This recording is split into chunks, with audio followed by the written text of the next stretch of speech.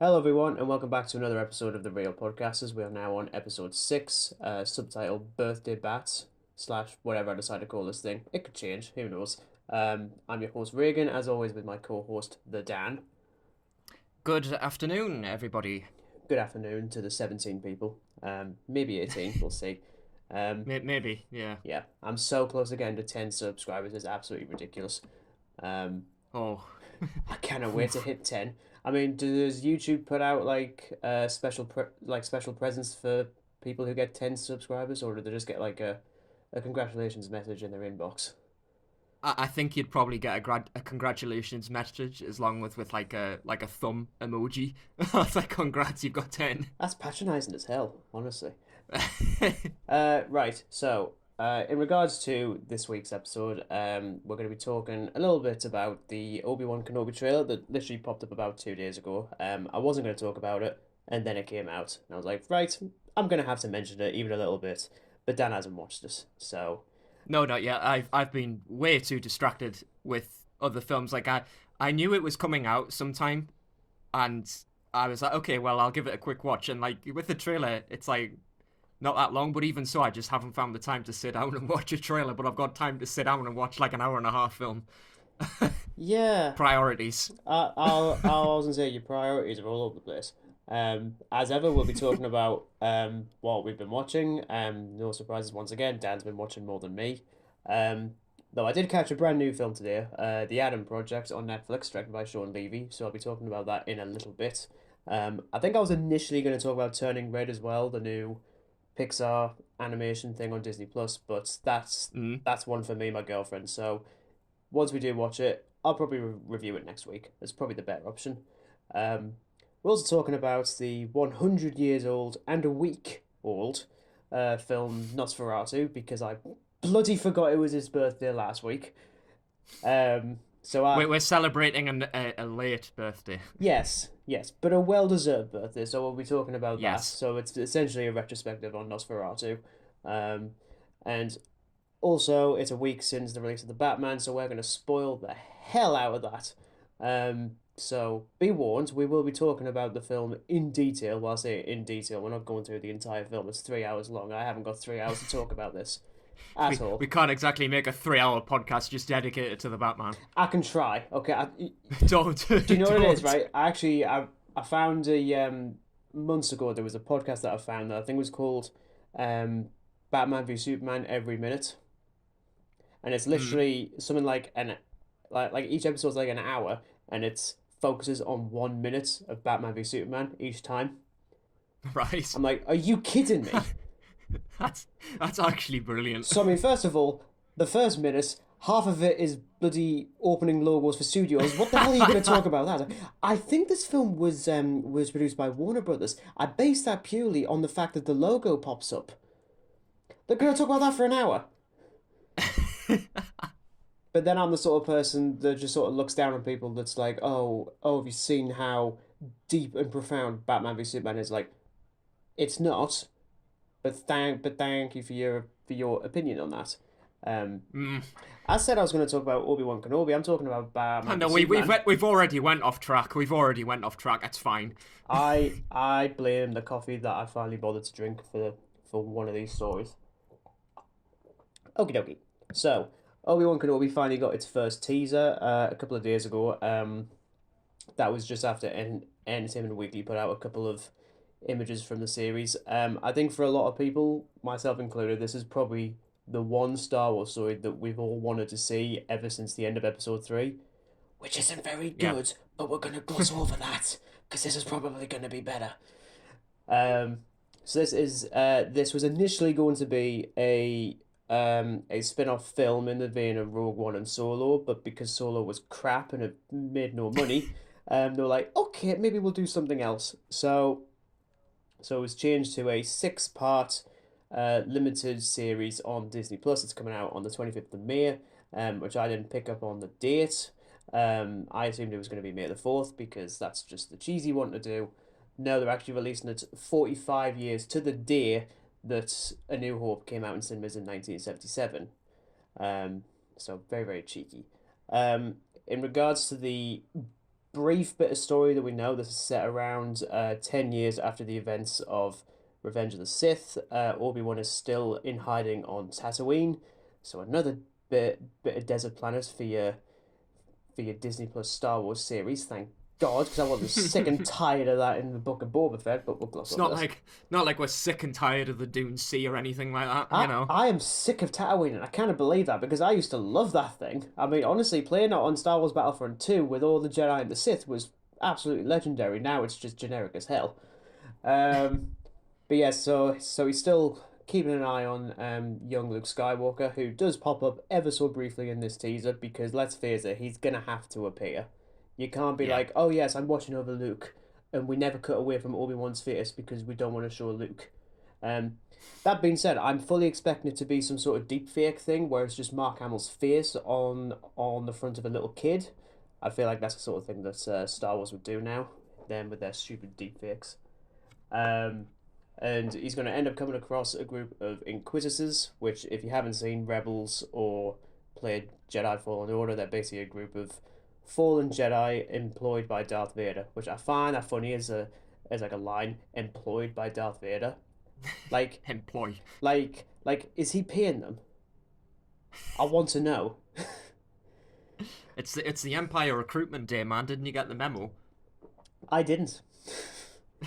But yes, they are probably searching for Obi-Wan, but we're not really sure. It could also be Luke. We have no idea. It's literally a minute and a half, something like that. Um, but yeah, you know what? I'm pretty excited for this. Mhm. You know, I think As you say, like this is something that like Star Wars fans like myself and you we've wanted for some time, and considering that Episode 3 kind of just left the whole like plot hole of like, well, what happened to Obi-Wan? Like the next time we see him is like Episode 4. yeah, exactly. And you know, credit where credit's due. Despite the fact that this is like 17, 18 years after Hmm. Revenge of the Sith, at least it's only 10. So it probably makes it a bit easier on poor Ewan McGregor because he still Yeah. doesn't look like Alec Guinness quite yet. Um, but I feel like the line's going to be blurred between his performance in the prequels and Alec Guinness in A New Hope. So Yeah. that should be quite interesting. Visually, it looks absolutely terrific, and the music was cheap and lazy and nostalgic, and I loved it because they used Duel of the Fates and Battle of the Heroes and Anakin's Dark Deeds. I was like, ah, just, just, ah. It had us there immediately. Beauty. Yeah, Beauty. just like as soon as the Lucasfilm logo opens and you just hear the first few bits to Duel of the Fates, I'm like, screw you, Disney. Screw you trying to use music nostalgia again. But it works. I'm not gonna lie to you. Mm. So yeah, May 25th or 25th of May, if you're a member of the UK who doesn't say the month first, like a weirdo. I watch enough American stuff that I just end up saying like the month and then the day first for some stupid reason. Hmm. My girlfriend is definitely not a fan of that at all. Anytime I do that, and she's just like, "What the hell are you doing? Like what?" But yeah, that's my brief thoughts on the Obi-Wan trailer. We'll probably get some more brief thoughts next week when Dan's watched it. Or maybe he'll just not watch a single trailer. That could actually be quite a good idea. Don't watch a single trailer until the series goes out. Don't tempt me, because you know for a fine well fact that I give in to temptation pretty darn easy. Oh, I know. Well, you know, here you are now on episode 6, so you know, temptation is your absolute enemy right now. Um, Now, usually we do what Dan's been watching first. I'm gonna subvert your I know you expectations. steal the show for once. You do it for once. Well, you know, I'm just basically doing a Ryan Johnson. I'm gonna subvert your expectations and do mine first, only because mine's gonna be very, very brief. Um, like in regards to films, I've literally, honestly, the only films I've watched are the ones relating to this week's episode, namely The Adam Project, Nosferatu, and The Batman. Um, the only other thing I've been watching is me and my girlfriend finally started getting back to watching Futurama, which was honestly one of the best decisions I made last year when I finally said, should I watch Futurama? And she was like, oh my god, yes. Yes. Because Good choice. well, yeah, I mean, she absolutely loves The Simpsons, even like the later seasons when I started to turn off. And trust me, we went through 25 seasons, like last year, and probably the year before. It was, whew, It was difficult, but It's so bizarre, isn't it, when you start from like the early ages of The Simpsons into what it is now. It's just so weird, yeah, and there's so you many know. classic ones, which are mostly the Christmas ones, weirdly for me. I think like the See, one. I'm the opposite. It's a Treehouse of Terror or whatever it's called. Oh I yeah, love them, yeah. but you can probably guess why I like them because they're just horrible. I was gonna say, I think it's because they're horror themed, and I think you're a fan of horror. I see it after you come Oh onto no, this, wearing a ghost face mask. Um, I don't know where these accusations are coming from. This is he unbelievable. he's literally watching you in the background. Look at him there. Oh my god. Anyway, I'm going to die. we're all gonna die someday, Dan.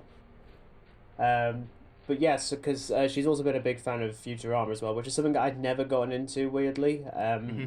I was the same in all honesty. Like it, I love The Simpsons. And I thought, well, I've kind of watched enough of it, and I've watched enough Family Guy. I want to try something a bit different. So I played like just a few episodes from different seasons, and it got me hooked. To be honest, like Yeah, it was fun. yeah, definitely. It's got the comedy to boot, but it's also got like a great deal of emotion. Like I swear to God, we haven't gotten to the episode again yet, but there's the one I can't remember which season it is, but it's when they bring back Fry's dog, or at least they're going to, and then he decides at the last minute, well, he's lived a long life after I left. He's probably had he's probably had so many owners, and then it just has a montage revealing that he didn't, and he just waited for Fry for years. And I swear to God, I have never balled up in tears so quickly at See, now I'm anything. going to deliberately avoid that because I will cry. Yeah, I mean, like, even just thinking about it now, I'm just like, oh God, no! It's a cartoon dog. Stuff like that breaks me, and I can watch some pretty brutal films, but when it involves things with pets, Yeah. no, no. And obviously the show got cancelled what like 3 times, the poor thing. Hmm. But it's one of those rare things when it did finally end properly, it ended on such a perfect note. Um, Yeah, and now they're doing it again. And I'm not gonna lie, it's probably the thing that I'm the most terrified of coming out soon. Because as I say, I think like the final episode's called Meanwhile or something, when time just freezes. Um, mm, and Fry and Leela were just trapped on a frozen Earth together for years, um, just traveling the world and just living a life, and that's just beautiful, to be honest. And yeah, you could argue it does end on a bit of a, it kind of ends slightly open ended when the all professor right. comes back, um, but just leave it there and it's terrific. So I can't imagine what they're gonna do with a new one. But as I say, I'm slightly nervous. But so far, going back and rewatching it has been just a blast. It's been great. Yeah. Funny enough, though, actually, despite the fact that I asked you what you'd watched last week, you never mentioned Texas Chainsaw Massacre. Why not, Dan? Why didn't you mention it? Is it because it was crap? So, the new one. Well, I watched it the day it came out, right? Hmm. So that was the 14th of February, I think. No, the 18th of February it came out. My mistake. Um, this thing is so nonsensical. I can't even begin to emphasize how bad it is. Like, some people loved it, and yeah, there's some great parts of it, but it is so ugh. It's so average. That's the only way I can describe it. Really, Mm. they have the nerve, the absolute nerve, to bring back a legacy character, and I put legacy character in quotation marks because to me, a legacy character is somebody who proves they have a good legacy behind them. Laurie Strode, for instance. Yeah. So you haven't seen the Texas Chainsaw Massacre. You didn't see the 1974 one, have you? I was so close to watching it at some point last year, and Hmm.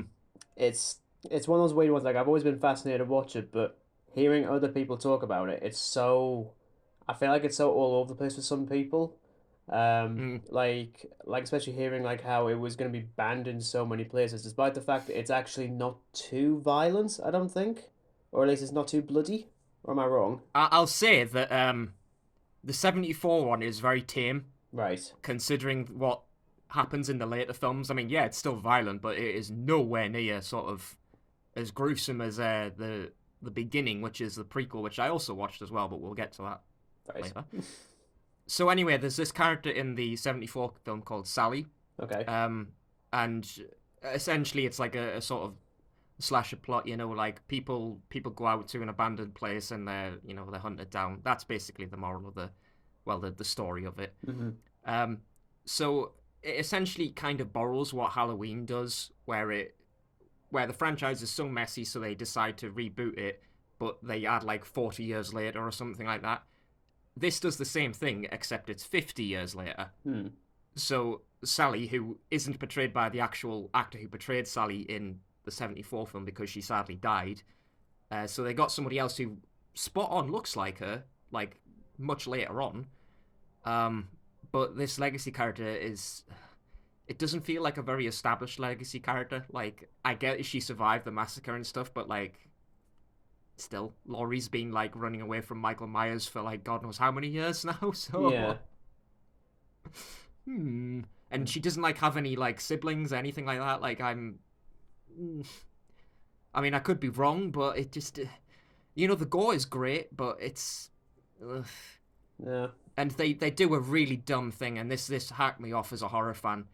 When you have like the reveal of like a hidden horror villain like Leatherface, like there is a reveal of Leatherface, and it just annoyed me. That wasn't the thing Like, that's in the trailers on the bus, is it? it's basically like, well, another thing is Leatherface in the beginning, he's with the family called the Hewitt family, who are basically just a bunch of cannibals and scary people. Sexy. But this one, the Hewitt family don't exist at all. So he's raised in an orphanage in an abandoned town, and these teens go to this abandoned town to throw a party, and as you can guess, Leatherface shows up, takes it to hell. So it's where the hell does it fit in on the timeline? Because it is so muddled, and it gives me a headache trying to think about it, because it's like, well, is this before? But then it's like, okay, well, it can't be, because they both look like they're like 60 odd. Yeah, So yeah. I mean, it's the kind of thing where like they're still doing the whole thing of it being like the whole legacy sequel thing that omits several yeah. of the other installments to just do a direct sequel, despite the fact that you're still buggering up the timeline. Yeah. I'm not sure if Halloween did that. As I say, I've only seen 3 of them. I think the recent Candyman film, which initially was a remake and then was just a sequel, that omits a lot of the other stuff as well. I would quite like to talk about Candyman at some point because I know we both really enjoyed it. Mhm. But what else have you been watching, Dan, outside of Texas Chainsaw Y? Well, moving on from my rant about the Netflix Texas Chainsaw Massacre, don't watch it. It's pants, to be honest. Just I'm not go going watch to. a different Texas film. Just go watch a different Texas film. Oh, excellent. So I'm starting from about 5 days ago because that's all I can really remember. That's fine. So as you know, I've been watching the Universal Monsters things, and I've just finished The Wolfman. So Right. I watched The Wolfman. It's like the original debut film. Then it was Werewolf of London, which is the sequel to it. And then there was She-Wolf of London, which is just absolutely appalling. Isn't that I swear there's a TV series of that, isn't there? There's like a She-Wolf of London TV show, I think. Is there? I think so. Could be wrong. I think that there is a show though where it involves like werewolves and stuff. I don't know what the hell it's called though. Yeah, I'd have to have a look at that. Yeah. I'd say someone put it in the comments, but we haven't got any comments yet. So, if Yeah. you do, if you do want to comment, please do and tell us, please. I don't I mean, mind. the reason why this sequel is so bad is because there is no like it's like a psychological thing. Like this woman thinks she's a werewolf committing murders, but it's actually not. It's somebody else just trying to frame her. It is no. It's disgusting. That is literally the plot of the very first werewolf episode in Supernatural. I swear to God, that is like I think it's actually Supernatural we're thinking of. it might be. I'm pretty sure it is, because I'm pretty sure Supernatural has werewolves. Yeah, well, like it's werewolves minus the fur. They've just got the teeth and the eyes because they're on a budget of the CW, so they don't even have a budget. It's just Well, So, moving on from those like 40s films, yeah. I finally watched Get Out, and I'm so glad I did. Ah, yes, it's a good one. I like What that an one. excellent film that was. Then I went to Cujo, the Stephen King adaptation. Oh yeah, because that's finally come onto Netflix, hasn't it? Yeah, because it was I was looking for something to watch, and I thought, well, like on the top like banner where it's like something new pops up, that came up, and I thought, oh well, I've been wanting to watch this for a while, Yeah, so same. I thought, what a great while to start. Um, and something else that I thought was going to be absolutely appalling, but it wasn't. It was totally the opposite. Was X-Men First Class. The best one. The best one. I'm just saying it. It It is. stole me because it was going to be on Disney Plus, but then like there was like a they put it on, but you couldn't watch it until like the fourth or something Oh, right, because it was okay. something to do with like the rights and things. Like, Oh yeah, because I think it was still on. I think it was still on Netflix. That's why. I mean, I don't know, but like I finally watched it and I thought, wow, this is great. Yeah, I mean it's what 11 years old now, and it hasn't aged a day. To be honest, It's one of the best looking films I've ever watched. It's mhm. so good, man. Yeah, I mean like in regards to the But X Men franchise, like if you want like a full on X Men film, the best one is First Class.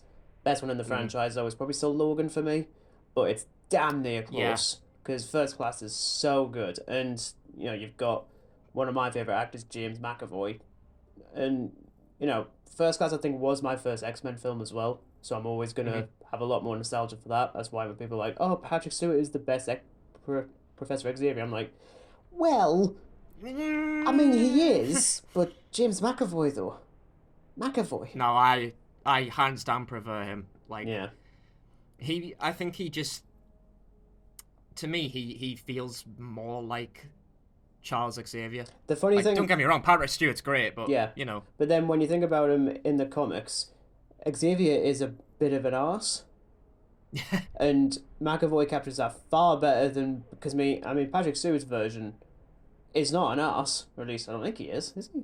I think he's too nice, the Patrick Stewart version. Yeah, I think well, it kind of takes away the arsiness. it's kind of because you can't really see him as a villain. I think he was revealed to be the villain in that Charlie's Angel remake a couple of years ago, but we don't talk about that anyway. Oof. Hmm. Mm. So I mean I've watched most of the X-Men films. I have two left to watch. I have Dark Phoenix, which I'm not looking forward to watching, and Logan. Because I watched X-Men Apocalypse yesterday, and it's not as bad as people will put it. It's Nah, not. It nowhere lives up to what Brian Singer or whatever the director's name was yeah, created. Like, I mean, look at Days of Future Past and obviously the first two X-Men films. yeah. Brill. No, This one was fine. Dark Phoenix opens surprisingly well. Like Hmm. I kind of love all the stuff that happens in like the first 15 minutes or so. Hmm. And there are little nuggets of interesting ideas there, and I think someone put this pretty well. Um, if you just watch some of the clips without context, like on YouTube, you could be forgiven for thinking it's coming from a good film.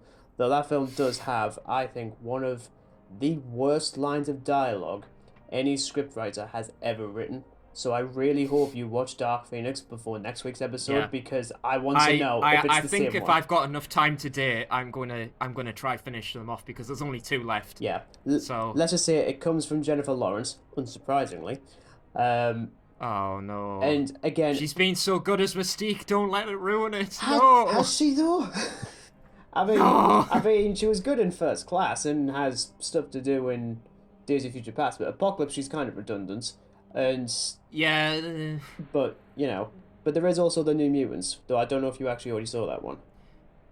It's on the watch list, but as I say, I'm more sort of concentrating on getting these other two X-Men films out the way Yeah, and yeah, then watching this.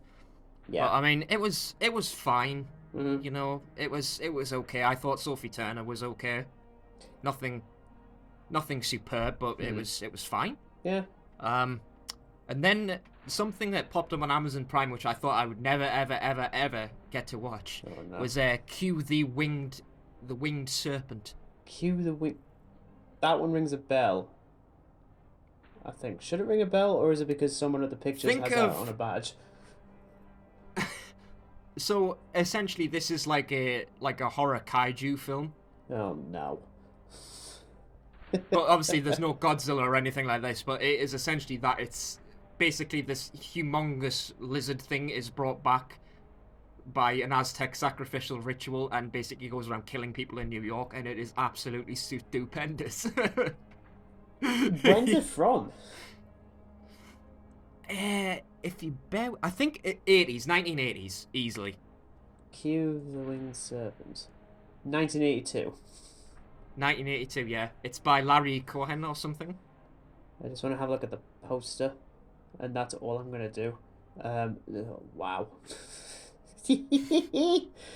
Oh, it's got one of my favorite actors in, Michael Moriarty. He's so good. I don't even know who he is, and I just lied. I don't know anyone in this. Oh, David Carradine. I think I recognise David Carradine. I'm just spitballing names now. Oh, he's dead. Okay, so I might not actually know him. Oh, well, he's in Kill. Oh, Christ. Oh, yes, he plays Bill in the Kill Bill films. Damn and Blast.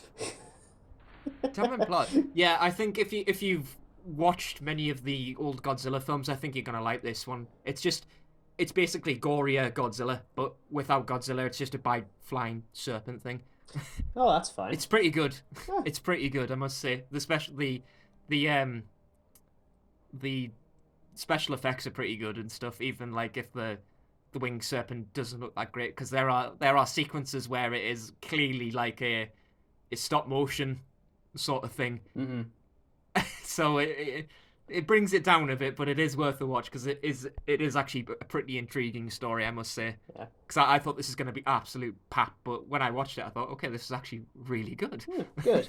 I mean, speak. But what I watched yesterday, and I mean, I watched Q yesterday as well, but this film is probably, well, I'm mentioning this film last because this is the last film I've watched, obviously. But this is the most screwed up film I've ever watched in my entire life, and I've watched some really screwed up films. Well, I was just about to say, because bearing in mind we both seen Society, which is really screwed up. Are you telling me that this is more screwed up? I'm actually going to say it's a bit more screwed up than Society because it is a lot more, from a technical point of view, it does what it says on the tin. I'm going to be sick. Okay. What is this? So, The Lighthouse. Oh, how where? No. I have never been so like... Society is more screwed up than The Lighthouse. Oh, okay, yeah. Society is really screwed up, right? But The Lighthouse is pretty screwed up. Can we just admit that? Yeah. It's nuts. It is absolutely bonkers. I was like, what is going on? Like, there is a scene where, like, the lightkeeper basically tells them that we don't kill gulls because it's bad luck. And, you know, this other character is so hacked off that he just murders one brutally. Mm-hmm. And I was just sat on my bed like, what the hell? But yeah, it's one of the best films I've watched, even if it is really messed up. Like, the whole black and white filter thing I thought I wouldn't like, but I think it made it a whole lot creepier. It's pretty poetic that you talk about both a pretty intriguing idea for your previous film and The Lighthouse in particular, because both of them connect to the next two things we're going to talk about. So, nice segue into pretty intriguing idea. I am really subtle with this now. So subtle. Let's talk about one of the few films I've watched this week, The Adam Project, in that I literally finished watching it about 2 hours ago. This is directed by Sean Levy, best known for doing Night of the Museum. He also had a hand in developing Stranger Things. He did, actually forgot he did Real Steel with Hugh Jackman, like years ago. It's that weird robot fighting film he did.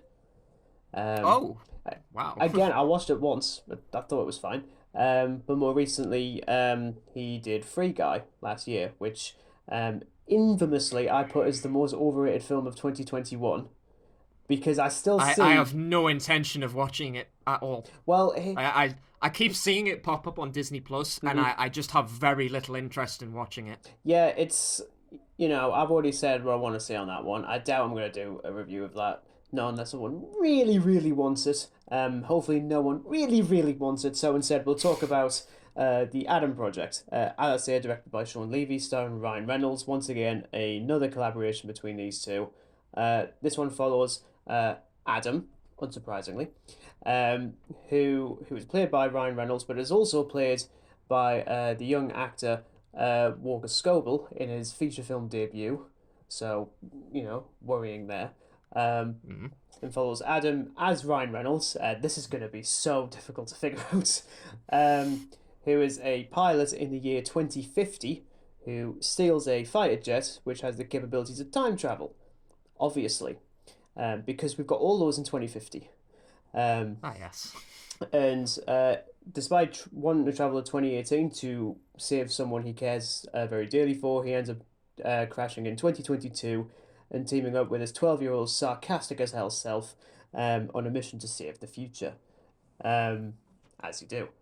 Now, I heard about this one, I think it was probably last September or October. So, despite the fact that I had Free Guy already in my head, I was like, okay, I'm going to be careful with this one because it's the same directing and acting duo Mm. with Levy and Reynolds. At the same time, though, it's time travel, it's science fiction. It looked extremely nostalgic for 1980s sci fi, which we're still in at this point. I'm curious as to when we're going to hit the 1990s bit. I doubt it because Captain Marvel already tried to do that, and I, I don't care about 1990s sci-fi unless I do. Do I? I'm gonna say no currently. Until I look at my favorite films of like the 1990s and see that like one of them is a science fiction film. I don't think it is. Oh, Jurassic Park. Bugger. You mean like Alien Resurrection, one of your favorite all-time that films of the that 1990s? it. See, the thing is though, Dan, is that Alien Resurrection is pure smut. Just wow. Just like You know, we're gonna have to like have a section with like Reagan's best quote of the podcast, like every time. You know, like so now we're gonna have Alien Resurrection is complete smut, Dan. oh yeah, Reagan English 2022. yeah. No, I mean not unless I use those quotes as the titles for these episodes now because I'm starting to run out of good puns, as you can probably tell with birthday bats. But we'll ignore that. So yeah, I would say after Free Guy, I was a little bit concerned, but also because I'm kind of sick of Ryan Reynolds' shtick. In that he's literally just a watered down version of Deadpool at this point. And after watching films like Buried, I know he's capable of doing dramatic performances. Gratefully, and I'm genuinely really happy to say the Adam Project is a much stronger effort. Good. Like the story is far more emotional. The action scenes are certainly more exciting, and the chemistry between Reynolds and Scoble is really solid. And easily the best moments in the film are with them two. Although I do actually think Scoble gives the best performance in the entire film, who is somehow able to go toe to toe with Reynolds in all of the comedic moments. You really do buy that he's just a younger version of Ryan Reynolds. He's such a shit talker. It's hilarious. There's even an instance early on where he's getting bullied by two other lads in school, and the first thing I was thinking of is exactly what Scoble says when like the bully's trying to trash talk him, and he's just like, "Do bullies even talk like this anymore? Like really?" Like for some that could be a little bit too meta. I honestly don't mind because I'm kind of sick of bullies like that. To use like a really weird example, the way they use Flash Thompson in the Tom Holland Spider-Man movies is a far more Hmm. believable version of a modern day bully, you know, Yeah. as opposed to just going around beating people up. Because yeah, fair enough, you still have people like that, but then people would probably comment on them like Scoble does in this film, which I really liked. Um, and gratefully, Ryan Reynolds gives the best performance he's done in the last few years. Yeah, there's still plenty of Deadpool-ish moments, and some really good moments of comedy. Like I'm not sure how much of it is improv, but if it's a lot, he's still really talented. Okay. But what I like is the fact that his usage of comedy is almost like a shield for this character, who's got quite a bit of grief and darkness in his past that he's clearly trying to bury through the use of smiling and comedy. And I feel like if you're going to get someone to do that, you get Ryan Reynolds. Because, as I say, his Mm. brand of comedy can be really solid if he's given a three-dimensional character, which even by today's standards, Deadpool isn't as much. If I'm completely honest, that's another hot take from me in I this week's mean, episode. I'm gonna be honest here. Like, the thing with Ryan Reynolds is, I mean, I've only seen 3 films with him in, maybe more, but 3 off the top of my head, which are both Deadpool's and Red Notice on Netflix. And I mean, to me, Ryan Reynolds just plays the same dude. Like, he just plays the same guy. He plays himself, basically. Yeah, I mean, look at him like that's how I think of Ryan Reynolds. So I tend to stay away from his filmography as much as I can because he just plays the same. He plays himself. Yeah, gratefully, yeah, there are aspects that do feel like he's just playing the same kind of character he's been doing for the last few years, but there's still enough of an emotional weight behind what's going on, and seeing the rapport between him and his younger self was honestly really great. I really like that. That honestly felt like a really solid episode of Doctor Who in a few places. Doctor Who Yeah. reference. Oh god, I was just about to say that as well. You know what? We're going to be talking about the Snyder Cut next week. I don't know if I can reference Doctor Who in that. Oh, I can because it's time travel on that as well. That's fine. But anyway, back to the Adam Project. Spoilers for next week. But yeah, one of the other actors that I didn't even realize was in this was Jennifer Garner. I don't know what she's doing with her filmography. You know, I watched her recently in the Ben Affleck I was going to say Deadpool. Ben Affleck Deadpool. Daredevil. Which, yeah, look, it's not good, but honestly, Jennifer Garner is actually one of the brighter aspects of the film. And it's probably just worth watching just for her. yeah, well, You ignore everything else about the film and just watch it for her. It's fine. yeah, well, if you want to do that and you want her to be the focus, because I do actually want to watch the Elektra film. I'm actually quite interested in that. If only because it feels like it's completely different from all the other superhero flicks we get these days. I saw more recently in I think it was Peppermint, also on Netflix, where she plays like a mother who's lost her husband and son in a shooting, and because the authorities can't do anything, she takes it into her own hands and basically goes full on John Wick. It's not a good movie, to be honest. It really isn't. But as I say, she's definitely one of the brightest spots. Here, though, she has absolutely nothing to do. She's in like 4 scenes, I feel like, as Adam's mother. But honestly, I kept on forgetting she was in this, which is a shame because she is a talented actress. Similar with Mark Ruffalo, who's also in this, playing Adam's father. He likewise doesn't have much to do, but that feels more deliberate given the story that they're telling. No spoilers if you don't know about the film. As I say, it's literally come out a day, so I won't go into that. It's not like we're going to do spoilers for this next week. It's not a massive release. I don't think people are going to be worried about. Well, when he didn't talk about spoilers, why not? I'm like, well, because it's the Adam Project. How we? Look, as I say, this is it's clearly referencing a lot of it of like science fiction over the years. It's not the most original thing, and it does sag quite a bit in the second act when Zoe Saldana pops up. Again, just like actors I didn't know was in this. And she's clearly got history with Ryan Reynolds, Adam.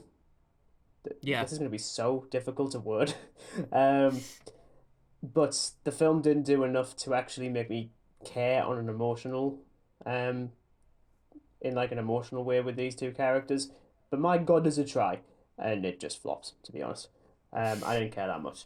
This is easily like Sean Levy's best film since Night Museum 2, which I've got such an affinity for. Like all these years later, I do think it's kind of like slightly underrated. I actually think it's better than the first one. It's been a very long time since I've watched Night at the Museum. I don't even remember the second one, to be honest. I don't even know if I watched the second one. Well, the second one's in the Smithsonian. So you've got like the little Einstein bobbleheads. You've got No, doesn't ring a bell, so No. I clearly haven't watched it. that's absolutely fine. That one takes full advantage of its premise and pushes it to its absolute extreme, and I kind of love it. And yeah, it's really great, that one. But as I say, I wasn't that big on Free Guy, so this one just had to be slightly better than that. And it's good. It's got a lot of good jokes, and Reynolds is doing the best he's done in the last few years. But in terms of its USP, it kind of falters in a few areas. And in a way, it's not as good as I thought it was going to be, because the trailer did actually look pretty interesting, and just the premise alone I was there for. Um, but I'd definitely give it a watch again. Maybe it'll be one of those ones that I end up preferring on a rewatch. But who knows? Regardless, I recommend the Adam Project. If you're a fan of like not necessarily hard hitting science fiction, because that's definitely not what you're getting here. It's slightly silly. It's it's a pretty brisk film. It's only like just under an hour 50, so it's pretty That's not so bad, yeah. yeah, it's pretty bloody short. In regards and like ranking like 2022 so far, it's well, there's not a whole lot of good. Like there's literally two films prior that I could actually consider good. That being Scream and the Batman. This is at number three of eight. Though I haven't ranked the Green Planet just yet because I haven't finished that. Because of course, I put a David Attenborough documentary in there somewhere because it's just a rule. But yeah, overall, pretty solid. Three and a half out of five for me. I'll tell you what isn't 3.5 out of five, and it's easily a five. Out of five is Nosferatu. Yes. I am really looking forward to watching this because we haven't. I don't think I've spoken to you very much about Nosferatu even before this sort of thing, so I'm curious to hear your thoughts on this. But for those who have never seen Nosferatu, first of all, what the hell are you playing at? Like, like we're literally talking about one of the most influential films in history, and I don't even mean that like sarcastically or anything. I do think it's one of the most important films ever. Like, bearing in mind, one instance in this film's history where either we could have had it as we do, or we wouldn't have it at all because of one person, bloody Florence Stalker. um, so, for those who don't know, famously, Nosferatu was directed by F.W. Murnau in 1922.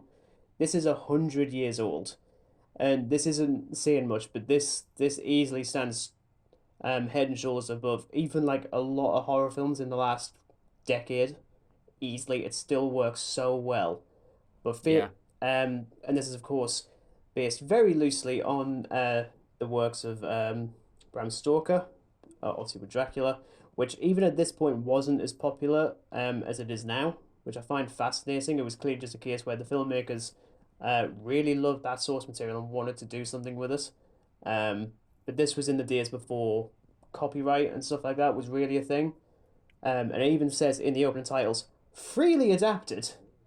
Yeah. They are just happy to do whatever they want. Obviously, they shift quite a few things because Murnau was a German filmmaker, so it shifts it from Whitby, which is fine. No one likes Whitby, possibly. I don't know. I haven't been there.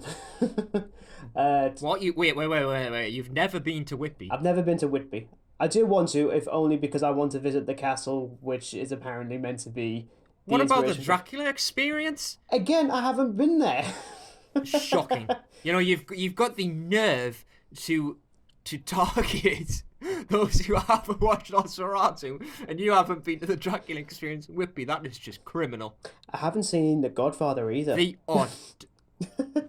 Neither have I, so it's fine. There we go.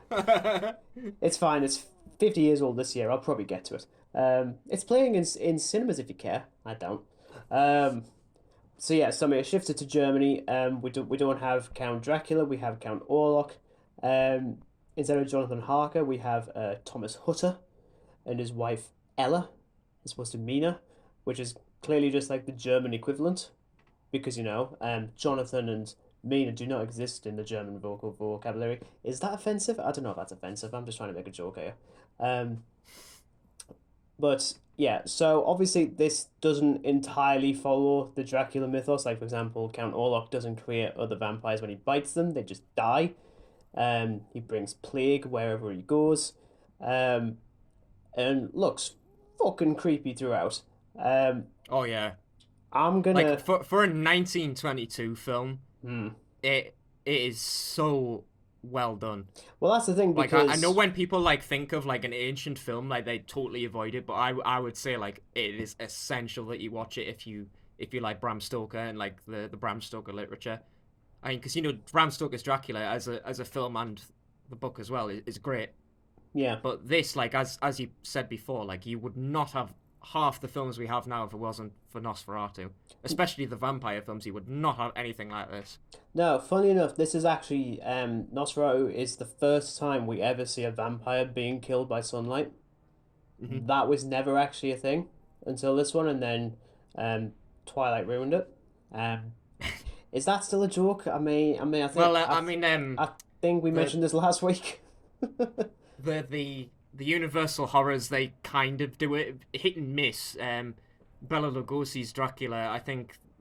Well, one of the sequels does it anyway. I'm pretty sure it's like Son of Dracula or something, where they have basically the count just get burnt or something. So it has something to do with the sunlight, but they compensate that as in by like if they don't return to their like coffin with the earth from Transylvania in it, they die. Like they just burn. Yeah, yeah. So that's how they kind of compensate it. But as you say, with the 1922 one, like he was the first one to be killed in sunlight. Yeah. So already it's pretty influential. I think obviously I would be curious how more popular it would have been, or even less, had the controversy not occurred between the studio is it Panafilm, I think it's called? Yeah, yeah, Panafilm, which funnily enough was set up in 1921 and then filed for bankruptcy shortly after this film's release. So it lasted, Goodness. which funny enough, that has happened with more recent studios. I believe it was the Halcyon Company that was set up when they were making Terminator Salvation, and that lasted a year. But then that makes sense because there hasn't been a good Terminator film in what, like 20, 30 years. Um, but whatever. But yeah, so obviously, the big controversy that happened is because this film was so freely adapted without any copyright stuff going on. Bram Stoker's widow Florence filed a lawsuit against the filmmakers and the studio, and demanded that every single print of this film be destroyed. Yikes. The problem is though is that the way she found out was when it was going through the film festival circuit, because it debuted, I believe, at the Berlin Film Festival. So to say, okay, I want all of these destroyed, that is impossible because it's going to be in other film festivals, and that's how the film survived. That being said, there wasn't an American theatrical release for this film until 1929. So for like a good few years, no one really knew about it. And even to this day, there's still things that we don't know, such as we don't know what the original score for the film was. It doesn't exist. So every single time you get a new restoration of the film, alongside it comes a brand new score. So for example, when me and my girlfriend watched it, we have the Blu-ray from Eureka Entertainment. Yeah. Which granted, I also had the BFI video version from a couple of years prior, but I swapped it out because the front cover of the Eureka one is far creepier. And that came with a 53 minutes documentary, German as well. Didn't even realise. I just assumed it was in English. Looking at the history of the director and the production of Nosferatu, and yeah, the score for this one would probably be different to something else. I am not surprised there isn't a remastered version this year, because it's 100 years old. With it being 100, I think it probably would have been wise to do something like that. Yeah, well, the thing is, though, Considering 100 is quite a milestone in terms of a film. oh yeah, but then also the film was also, because it had such a small budget, it was shot with one camera. The entire thing was just literally not just like one camera each day, as in the entire shoot was just from one camera. So Yeah. there was only one camera negative available. So anytime there's a restoration thing, it's just it's not the original one. Really, they're just obviously I'd love like a 4K remaster of Nosferatu, but you're not gonna get it because No. it wouldn't work. It's because I've always been fascinated by the silent film genre to begin with, because I always felt like at that point it blurs the line between film and theatre. Like, because there's no audible dialogue, your actors really have to rely more on their facial expressions and mannerisms and stuff like that. So I could totally see someone being turned away from Nosferatu because some of the acting is a bit iffy. I'm not gonna lie to you. Yeah. The action. Again, like mentioning like with it being like a silent film, like they compensate it with like the whole like title slide thing. Yeah. I mean, But it's some of it like you can get straight away, but like there's times where I had to like sort of pause it and make sure like I could understand what it was actually getting toward. yeah, well, it's funny that like for example, you've got the actress who plays Ella.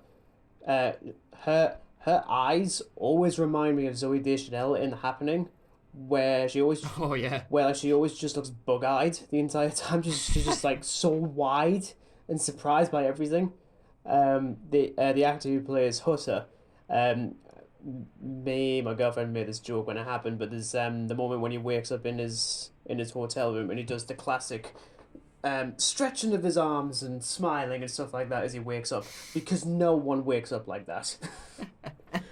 Although I am lobbying for more films to be doing that now, just because I think it's slightly funny.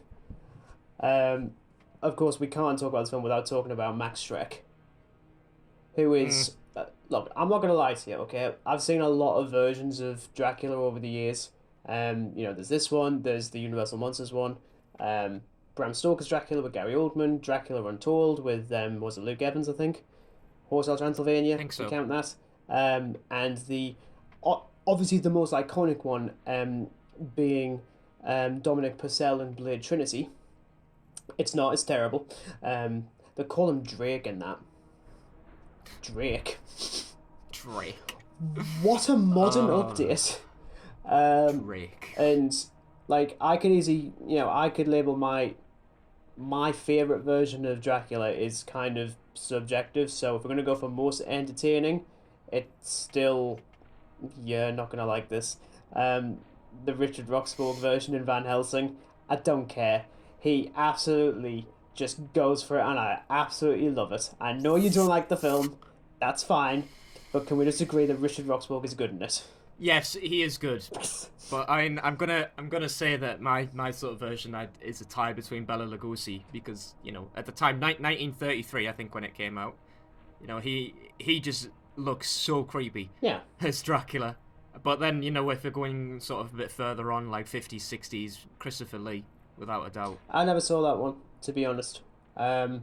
It's really good, and it's a bit better that there's now color in these films, so you kind of get like a surrounding of like the castle and things like this, so it's a bit better. Yeah. But I couldn't decide who's better, because they're both on the same level for me personally. Mm-hmm.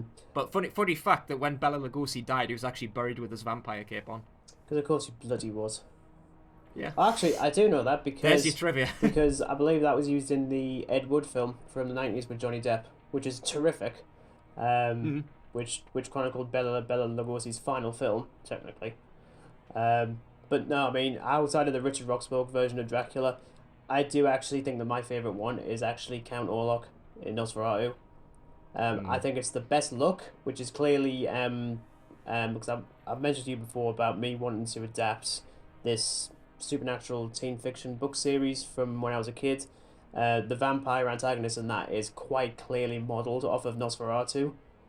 And I Yeah. do want to see more of that kind of vampire, the one that just looks a little bit too sickly, as opposed to all sexy and handsome and stuff like that. If he's a vampire, Yeah. he should look dead. And I really like that they go for that. I mean, like his hunch, he's got his nose is, again, pure. You see, pure... I mean, I'm gonna off the bat say Nosferatu is sort of like the vampire king, because he looks scary, for one. Like, for a 1922 film, there is this scene where Count Orlok comes to, I think, this house to obviously prey on one of the victims, and there's this wooden door, and the wooden door, like, opens magically, and he's stood there, and it is just so creepy. Oh yeah, obviously it's pretty funny seeing the sped up scenes of him running along with his with his coffins. I'm like, that doesn't work as much as it does. But again, it's for the time it works really well, and it still works. I think it's a very good looking movie. It's a very well shot movie. Performances are pretty solid for the most part. I do actually like the version of the score from time to time, although I think it's the moment that you mentioned with the door, and the score is still upbeat and fun, despite the fact that it should clearly be threatening. Yeah.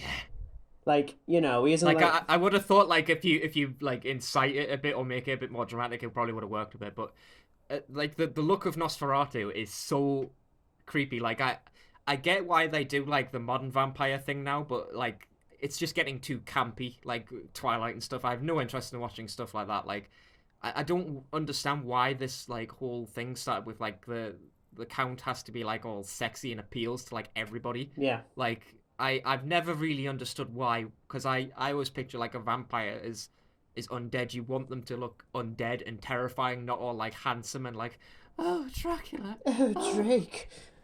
Oh, Drake, my neck is so exposed. See, that's probably why I didn't finish the BBC Dracula series by Stephen Moffat from like a couple of years ago. I think I watched one episode and I gave up. I watched the first. I mean, to be honest, I didn't know what I was going to expect with that one, even in the opening scene, until one of the nuns is something like, did you have sex with Count Dracula? I was like, what? It's like, is this the direction we're taking it? I haven't seen the rest of the series. I know that there's something. No, I think if I watched up to that point, I would have 100% gave up. Yeah, I'm sure. I swear, there's something that happens in episode 3 that completely goes against everything like the previous 2 episodes are about, and I don't know what it is. I've done so well to not know what it is yet. But anyway, going back to Nosferatu. Of course, this isn't the only time we've had Nosferatu on the big screen. We got Werner Herzog's version in 1979, which I've got somewhere down there. I still haven't watched it. I was tempted to for this, but I thought let's focus on the OG first, and then I'll get to that at some point. But I mentioned about the fact that you were talking about The Lighthouse.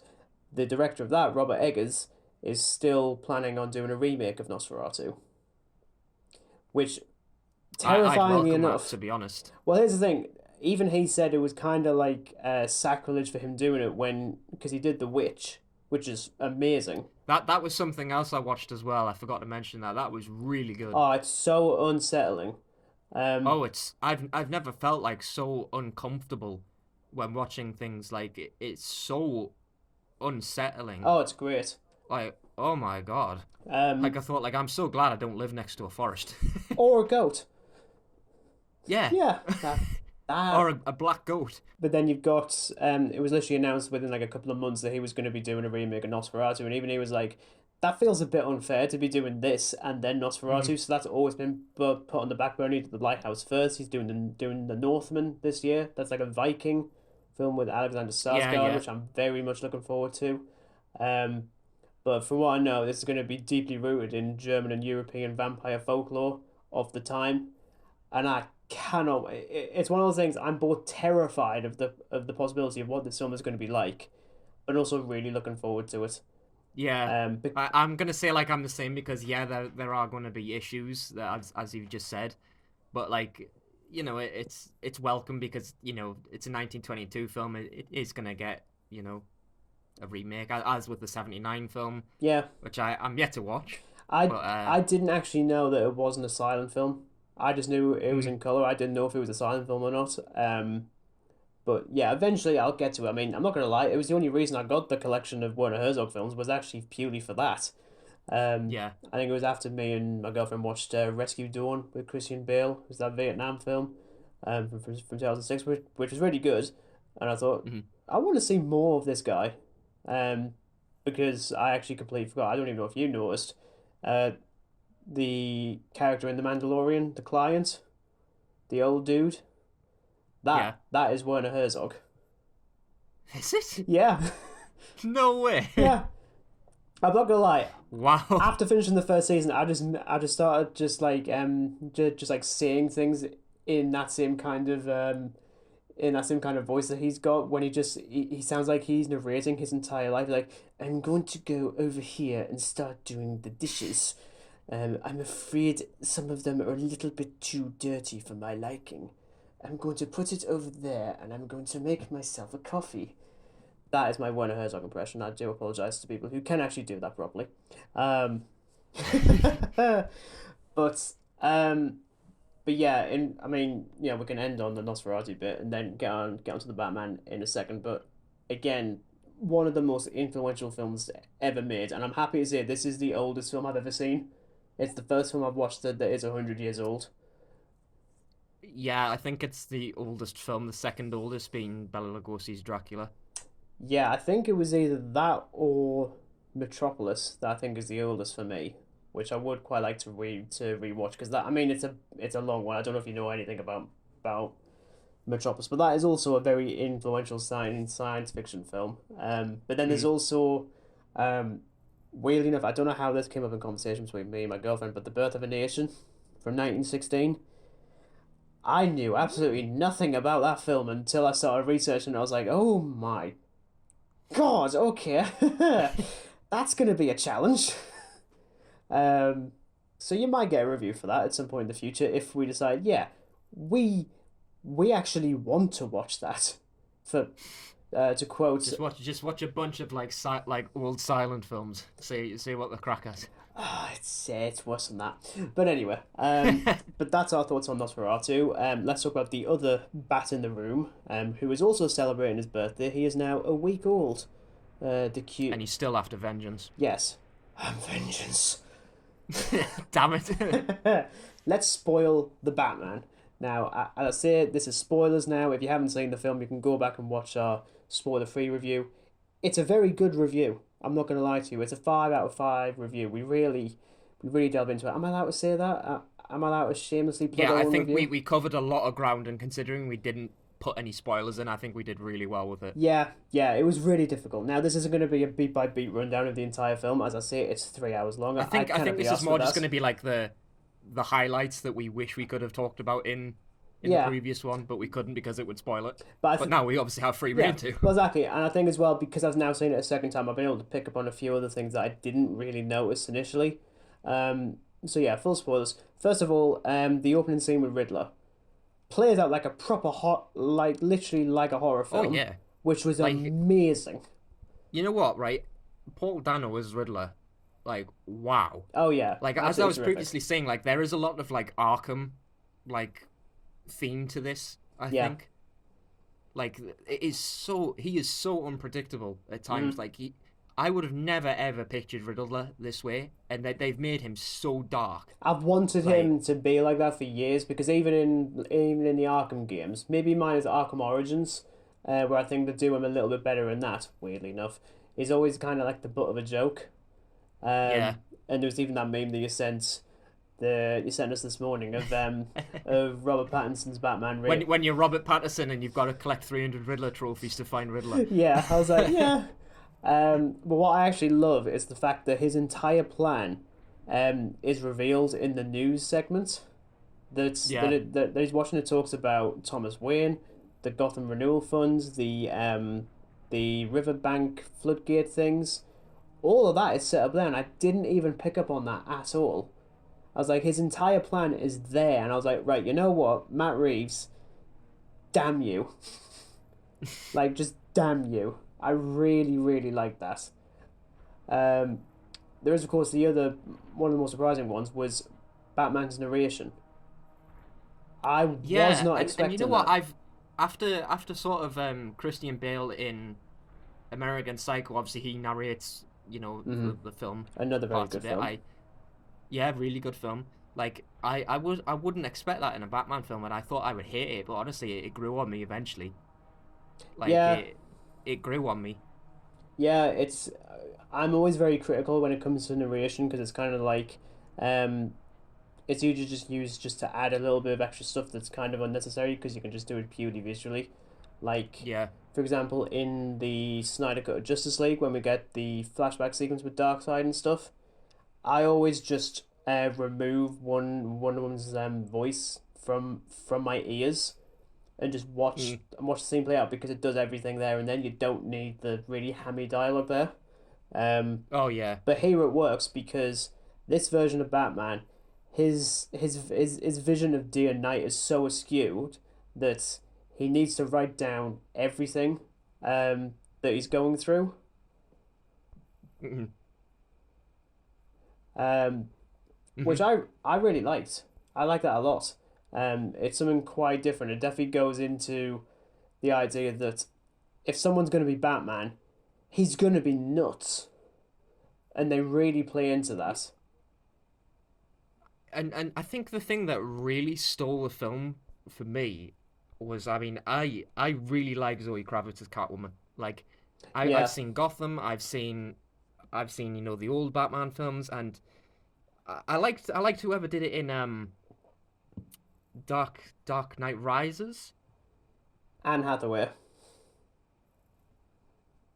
Yeah, I liked her, but then after seeing Zoe Kravitz, I thought, wow, this is like a Catwoman I've wanted to see for a very long time. Yeah, I also really like the fact that she is basically like a mirror to Batman in that they're both on the same journey. Hmm. It's kind of like the Joker. Wink, wink. We will get to that. Um, but it's a case of they're both doing the same thing, but both are going off in different directions. And they really play into that really well. Like, she's a lot more ruthless than him. She's willing to kill when he Oh yeah, won't. And all of a sudden, it's so fascinating that Snyder wanted Batfleck's version to be a lot more darker, and dealing with a lot more like darkness and guilt, much like this version, but doesn't feel the need to kill people. Now, here's the thing: I'm not going to be sort of person like, oh, Batman shouldn't kill in a film. Even the George Clooney one did that. But if you're going to make it part of the plot that that he's killing people and that needs to be addressed, then feckin' address it, because they don't do it in that. Um, and I genuinely thought that this version was just going to be killing people left, right, and center. yeah. And it doesn't. He's still got a bit of a moral code, but he's still towing the line, which is the key to doing a good Batman story. Is he's not a cookie cutter hero, but he's not a villain. He's somewhere in between, and it's him trying to find that balance. And that arc he goes through across the film, where he thinks, he talks about how he's been doing this for 2 years, and he thinks fear is going to stop the crime in Gotham. When no, actually, it's making it worse. He doesn't have to be vengeance or like fear. What he needs to be is what the people of Gotham actually need, which is hope. Um, Hmm. and I really like that because we haven't because that should be the core for Batman as a character, but that's usually pushed more to Superman, unless he's being a murderous monster. Snyder, thank you. Um, I should stress when we do talk about the Snyder Cut, I'm not going to be overwhelmingly negative by any means of the imagination. I just think it's funny to just comment on this a little bit. Um, but talking about the Joker, um, so despite the fact that this film feels very standalone, this feels about as close to unnecessary and sort of like sequel baiting than I was expecting. Um, so for those who clearly have a tin hat on their head, um, Tin Hat. the last scene with Riddler has him talking to unnamed Arkham prisoner in the credits, Mm. played by Barry. I want to say Cohen. I don't know if that's how you pronounce his name, but um, he was in Dunkirk. He was in Chernobyl. He was most recently in Eternals as I don't know his name. He was the Irish one. Um, Yeah, it was Barry Corgan. Corgan, yeah. He plays Joker, but we don't actually see him.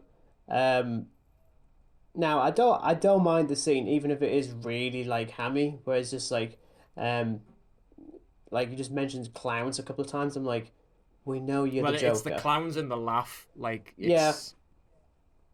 I mean, when I saw it, I knew straight away this was going to be Joker. I could seen being anyone else. yeah, it's basically like what they do at the end of Batman Begins.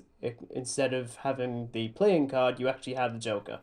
Mhm. What I find fascinating is, does that mean that he's already had an encounter with Batman in the 2 years prior? Because I find that fascinating. Because Yeah. because I think the way that Matt Reeves talks about it is that he isn't really the Joker quite yet. Because one of the things I love about this film and the way it presents the villains is that they're all reactionary to Batman. So Riddler exists because of Batman. So perhaps that's going to happen with Joker as well. He could have easily just been like it could be a bit like with the Jack Nicholson version, where he's just a small time crook, and then because of Batman ends up becoming the Joker. Hmm. That's entirely an So option. I think that would be interesting because there is a lot to play with in terms of that because we don't know if he's had an encounter before, as you Mhm. said, or whether this is just like he's there and there's going to be a future encounter. What is actually quite interesting though is that there is actually a deleted scene that Matt Reed has talked about where it would have featured the Joker even more. So there's going to be Hmm. an instance when Batman's trying to profile the Riddler, so he goes to Arkham to talk to some of the inmates. All Um, right. and one of them is, I think it's very much heavily influenced by the Killing Joke. There's a sequence in there when Batman talks to Joker and he's got like the playing cards on the table and he's encased in shadow. It was going to be like that, so we wouldn't actually see him, but they'd actually have a conversation with one another. I thought, Mm. oh, that's actually quite interesting. So that'll probably pop up on the Yeah, Blu-ray, definitely. I'm sure. Um, Now I don't think this necessarily means that the Joker's going to be the villain next. I don't think they're going to do that. I think what Matt Reeves is doing is a bit like with what Marvel were doing with the Tom Holland Spider-Man films. Is we've seen enough of those movies with enough of these villains. Let's use someone new. Now, yes, of course, we have seen the Riddler, but not on the big screen for like, well, what was it, 1995, I think, when Batman Forever came out. Yeah, but even so, like, this is like a totally different version of Riddler. This is like a version of Riddler I've wanted to see for a very long time, as previously mentioned. Like that Batman Forever thing was just no, stop it. I will always have an affinity for Batman Forever, but that's neither here nor there. Um, but then obviously going back to the Riddler, his plan works. He actually wins, in a way.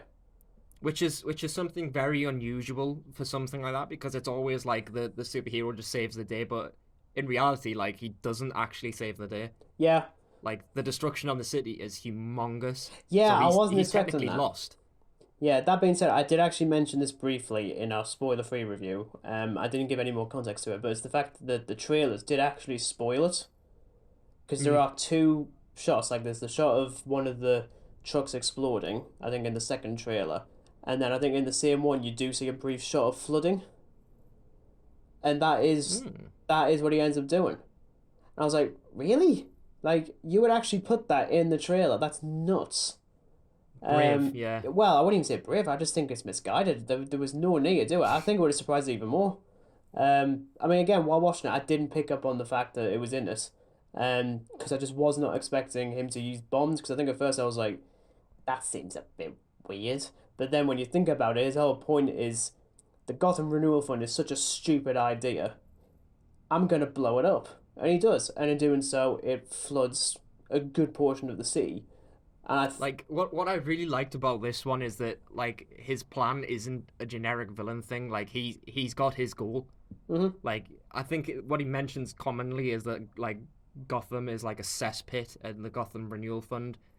Like all of this stuff, like it's believable. Like he's a believable villain with a believable plot to why he becomes a villain Yeah, and why he does these things. yeah, I I agree. mean, the thing that just had me in absolute, and I know this is the big spoiler, really, but like that, like like Bruce Wayne's family isn't exactly clean I love that. themselves. To be honest, that does actually tie itself closer to Joker than I was expecting, because even in that one, Thomas Wayne in that is presented as a bit of a dick, Yeah, which I like he prefer goes anyway. to Falcone to get rid of somebody, and Falcone obviously does what Falcone does, Yeah, and that's like wow, I did not expect that yeah. at all. I can't remember if we did actually mention John Turturro as Carmine Falcone.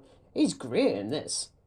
I was really impressed, and I thought, wow, this is like some like I don't want to mess with this guy. No, definitely not. I mean, like, and now you don't have to because he's dead. Oh yeah, and Alfred. Did we even mention Alfred in the previous one? I don't think we did, but I Which, tell you what, which to be I was honest, really impressed. yeah. Well, to I be was honest, really impressed. I think like the few scenes that he has, um, Andy Serkis does a pretty good job.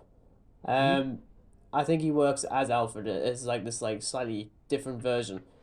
But because there's so little of him in it, I did legitimately like jump a bit when I actually thought, "Don't you dare!" As in, Oh the make it look like my they kill heart, him. I was like, my "Nah." heart was sinking. I was like, But you can't do this to me now. Don't you dare, Matt. Don't. but that's the thing because you could actually do that. It's kind of a bit like with what they do with a certain character in another comic book movie where they do actually kill them off when you didn't think they would ever do it. I Hmm. wonder what that is. I think it's Superman in Eternals.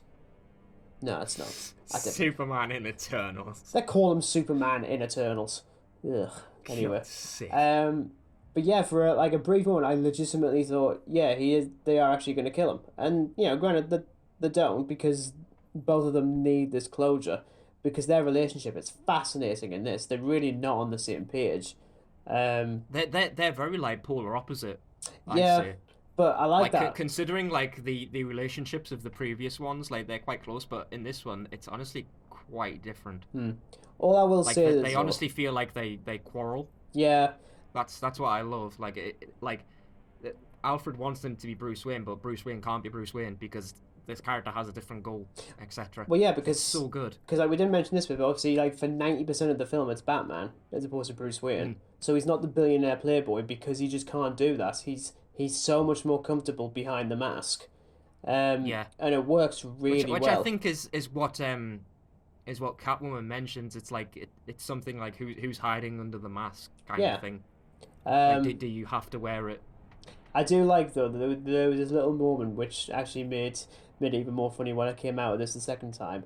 There's a bit when Bruce goes to talk to Alfred and he's trying to figure out this cipher thing, um, and because there's lights pouring through the window and he just puts a pair of sunglasses on because you just cannot see. Yeah. I wanted to do exactly the same thing when I came out of the cinema the second time. Like my eyes just went, aha, there's light. Light exists. Ow.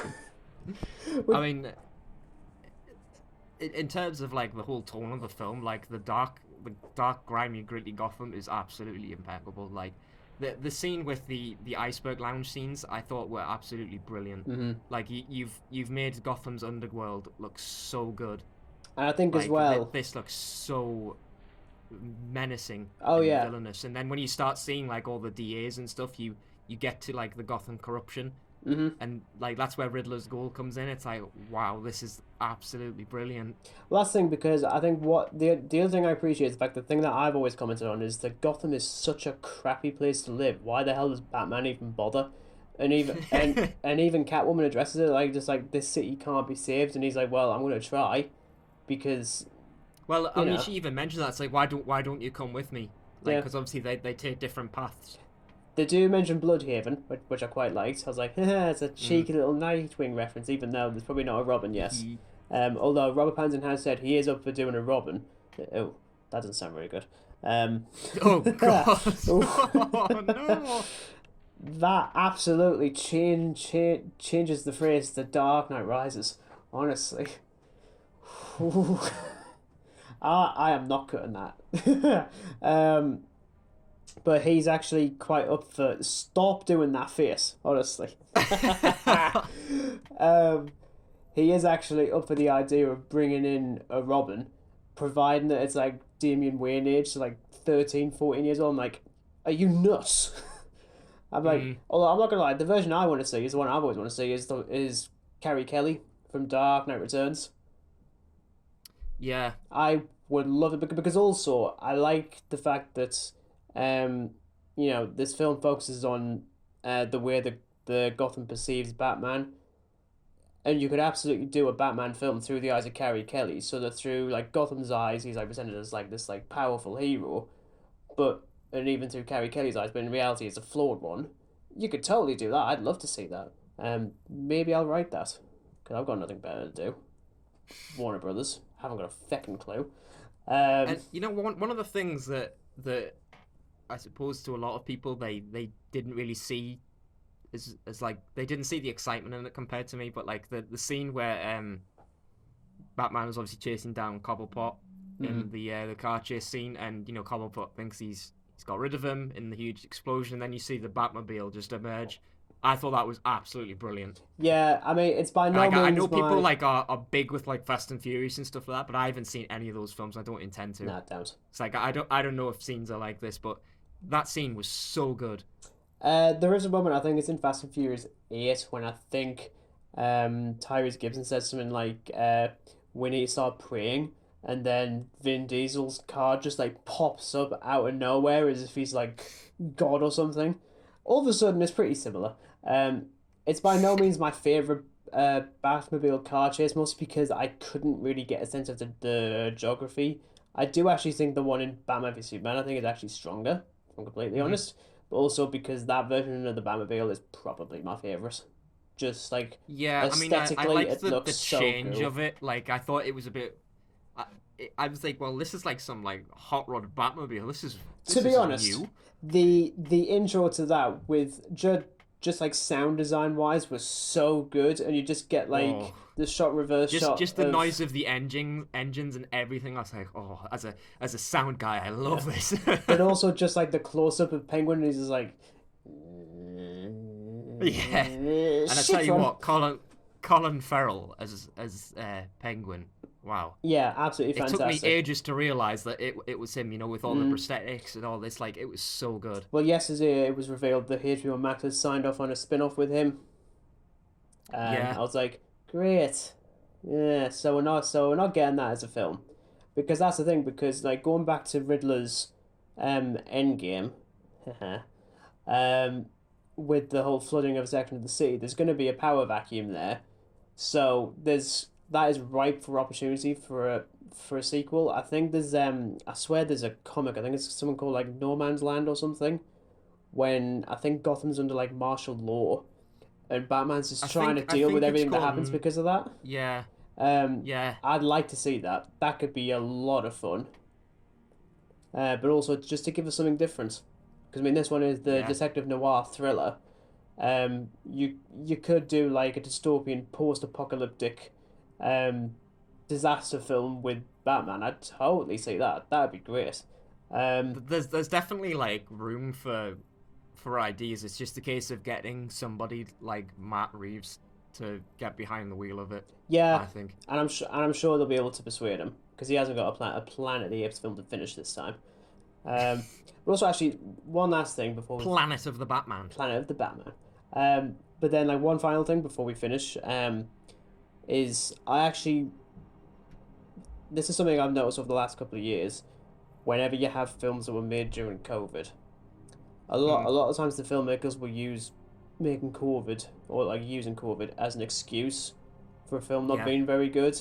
I like to use Doctor Who as a very good example. Shameless plug again. Oh god. Second reference. Here we go. It's like the last series of that was shot during COVID, and you can tell. This was shot during COVID. It was shut down twice because Robert Battenbat got COVID on a couple of occasions. You would never know. It's so good. Like again, in terms of like my like, overall rating, it still remains basically the same. I still think it's a good movie. Mhm. Almost great in places. There's just little things that like I had issues with and still do. But you'd be hard pressed to realize that this thing was shot in COVID easily. I know, considering as well. Yeah. But Um, yeah, I think that some people and especially like certain filmmakers, they use COVID as an excuse. But like yeah, COVID impacts your film and stuff like that. There's nothing you can do, but like there comes a point where you have to stop using it as an excuse and put it down to your own sort of fault that why it's terrible. yeah, You know? exactly. Like you can't blame a pandemic on every single aspect of your filmmaking. Hmm. Like yeah, it's impacted it. Like as you say, Batman was shut down twice. Mm. You know, I believe it was but look actually how shut that turned out. down. Well, it was either Uncharted or Batman that was shut down after a day of filming. Actually, I'm saying it, I think it was on Uncharted as opposed to the Batman, but that one was still Mhm. shut down twice. Um, but there we are. That's our spoiler-filled thoughts on the Batman. I don't think I've got anything else to say really. I'll probably end up thinking No, of something next I week. think I've pretty much covered everything I've wanted to say about it. Yeah. Much like with last week, we're still pretty positive on the film. I mean, I do get the sense that you're decidedly more positive on it than me. Um, Oh yeah, I mean to me it's like a 5-star film. I came out of that cinema and I was just so thrilled with it. I was so happy. mhm. Yeah. But there we are. That is episode 6 done and dusted. Slightly longer than I was expecting. I'm already looking at how long this recording is going to be. 1 hour 25 42 seconds. Yeah, yeah, basically. That's going to be interesting to edit soon. Hopefully, I'll get this out on the day that we're actually recording this. This is like 3:20 now, so I might be able to. I might be able to do that. We'll see. But yeah, so next week, we are actually timing this very well. Next Friday is the 1 year anniversary of Zack Snyder's Justice League, so I thought, yeah, we have to talk about it. We need to talk Oh about yes. this a year after all of the hoo-ha. Um, and don't worry, I'm not going to be negative. I will end up talking negatively in places because my opinion on this film has very much changed but I might give it a rewatch again before next week. There'll probably also be a review for Turning Red, which hopefully I'll be seeing at some point this week. And there is a film on Mubi that I do really want to watch with Noomi Rapace called Lamb. I'm telling you now, do not watch the trailer for Oh, that, or unless you have seen the trailer yeah, for it's. that. I've seen the poster for it, and I've seen the cast, and it looks. Yeah. The trailer was unexpected. I was not expecting that. So yeah, hopefully I'll get to that before next week. Regardless, thank you everyone for listening. Links in the description to our shameless plugs of our social media, Letterboxd, the review for the Adam Project is going to be on there as well. I still have the Twitter and Facebook one on there for some reason. I don't even use that. I'm more likely to use the Instagram one, which has sadly got more followers than we do Instagram on... is our prime social media thing. We just have the others just in case we decide to use them when we use them. Yeah, basically. I'll end up sharing it on Facebook on my own profile. But yes, thank you for listening, and we'll catch you again next week. Goodbye.